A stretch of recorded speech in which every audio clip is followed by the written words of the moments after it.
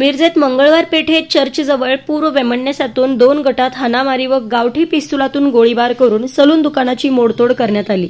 या घटनेमुळे शहरात खळबळ उडाली होती। या प्रकरणी पोलिसांनी 5 ते 6 जणांविरुद्ध गुन्हा दाखल करून चौकशीसाठी दोघांना ताब्यात घेतले आहे। वडरगल्ली तरुणांच्या जुन्या वादातून ही घटना घडली। बुधवारी दुपारी 1:30 वाजता चर्चजवळ वैभव यादव याच्या सलून दुकानात रोहन कलकुटकी राहणार वडरगल्ली मिरज आणि विकी कलकुटकी हे दोघे केस दाढी करण्यासाठी बसले होते। यावेळी गणेश कलकुटकी व त्याचे 5-6 साथीदार तेथे आले। गणेश व त्याच्या साथीदारांनी रोहन यास शिवीगाळ करीत काठ्याने हल्ला चढवला। यावेळी गणेश कलकुटके यांनी गावठी पिस्तुलातून रोहन याच्यावर गोळी झाडली, मात्र रोहन याने गोळी चुकवल्याने तो बचावला। ही गोळी रस्त्यावर आदळली। यावेळी हल्लेखोरांनी वैभव यादव यांच्या सलून दुकानातील सर्व साहित्याची मोडतोड करीत सुमारे 25,000चे नुकसान केले आहे। रोहन याने हल्लेखोरांना प्रतिकार केल्यानंतर सर्वांनी तेथून पलायन केले।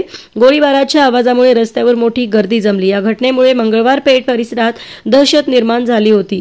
या घटनेची माहिती मिळताच पोलीस उपाधीक्षक प्रणिल गिल्डा, स्थानिक गुन्हा अन्वेषण विभागाचे निरीक्षक सतीश शिंदे, मिरज शहर निरीक्षक किरण राजकर घटनास्थळी दाखल झाले। झाडलेल्या गोळीचे रस्त्यावर पडलेले रिकामे काडतूस पोलिसांनी जप्त केले। याबाबत शहर पोलिसात रोहन संजय कलकुटकी याने गणेश तानाजी कलकुटकी यांच्यासह अन्य साथीदार अशा 6 ते 7 जणांविरुद्ध गोळीबार व मारहाणीची फिर्याद दिली आहे।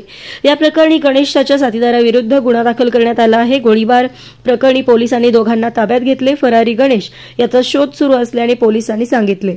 या घटनेची माहिती समजताच जिल्हा पोलीस प्रमुख संदीप घुगे यांनी मिरज शहर पोलीस स्टेशनमध्ये येऊन माहिती घेतली।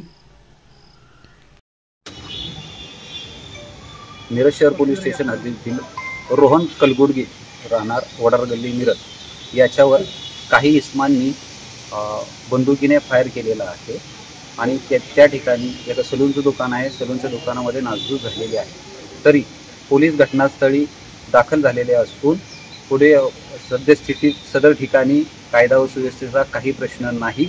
तरी मिरज शहरातील नागरिकांनी कोणत्याही अफवांवर विश्वास ठेवू नये। पुढील तपास मिरज शहर पोलीस हे करत आहेत।